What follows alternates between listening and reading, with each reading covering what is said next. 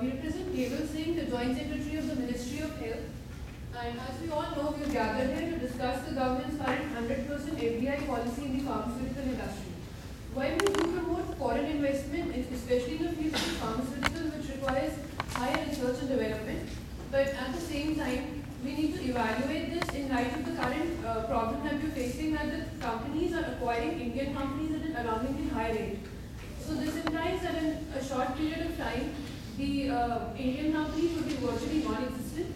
Thereby, the prices of even the most generic drugs would rise, and thereby the common public would not be able to afford these drugs. So we need to guard against this.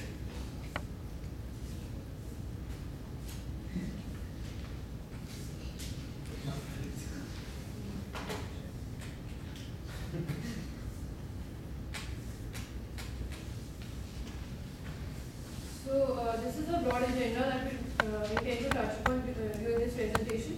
First of all, we'll take an overview of the India and pharmaceutical industry currently.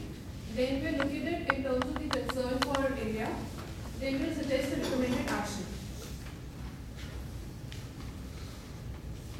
So currently, the pharmaceutical industry in India is increasing at 13% per year. The pharmaceutical industry is currently valued at a turnover of $12 billion in India, and it is expected to increase to $20 billion by the year 2015, which is pretty high. So apart from that, there is a global generic demand of 24% of Indian drugs. India currently supplies generic drugs to countries such as Singapore, Nigeria, most of the African countries, and the biggest consumer of generic drugs that India supplies is the US. Expected top 5 pharma markets in the world. Currently, Indians spend about 1% of the total income on drugs, and this is set to triple by the year 2020. So, pharmaceutical industry is set to rise by leaps and bounds in the coming years. FDI pharma currently is 100%. We follow currently follow automatic route for FDI in pharmaceutical industry in India, which implies that 100% government approval is not required.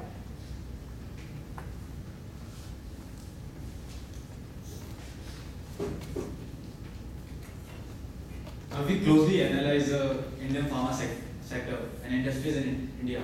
These are the top 7 industries that we are focusing on. And what these players have done in Indian market is that they have lowered the prices of costly drugs while producing generic drugs. And that is generic drugs are actually 80% less costlier than the branded drugs. And what is happening to it? Like Ranbaxy has been acquired by Daiichi Japan. Other companies, Sun Pharma and GSK is a subsidiary of a multinational, and Piramal has been acquired by Abbott. So are these actually have remained Indian companies? That is the big question that we can ask. And if we take a look at the scenario, MNC control about 20 to 25% of the Indian pharma market, and these companies who produce costly drugs, would they be driven to produce generic drugs in the coming market? That is the big question that we need to answer.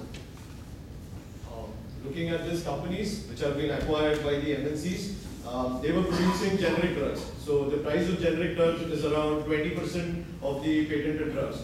So when an MNC takes over, it would try not to reduce the price. So you see the effective rates that the Indian public is going to face for life-saving drugs.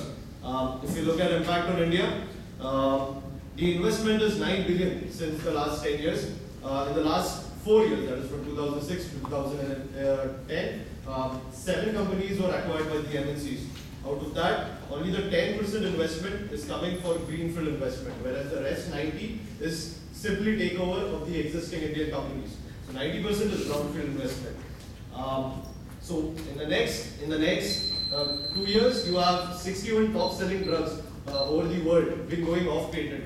So what does this mean in the Indian scenario? So if you have an MNC which has acquired an Indian company, it won't reduce the price. Why? Because simply it doesn't want to lose the premium on its product. There is a threat of oligopolistic market and cartels. Even there are around 300 companies which are in the radar of MNCs, if they all cartel together and try to form an effective price below which they won't try to come, then the price of the drugs won't reduce. Impact on public healthcare programs in India, where public healthcare programs are of much importance to the government. Universal immunization, health emergencies, etc., would be a costly affair to deal with. Even if we introduce a price control mechanism, these companies, what they do is they generally just make minor adjustment in the product and they take it off the official list. Hence, making this drugs not fall in the price list or the price control category. So what we can do is we need to have stringent brownfield regulation. That is, government approval must be compulsory. Then you need an authority for controlling the drug prices in India. So it should not just be market determined. Government should have some influence over it. We need stringent monopolies and restrictive trade practices for the pharmaceutical industry.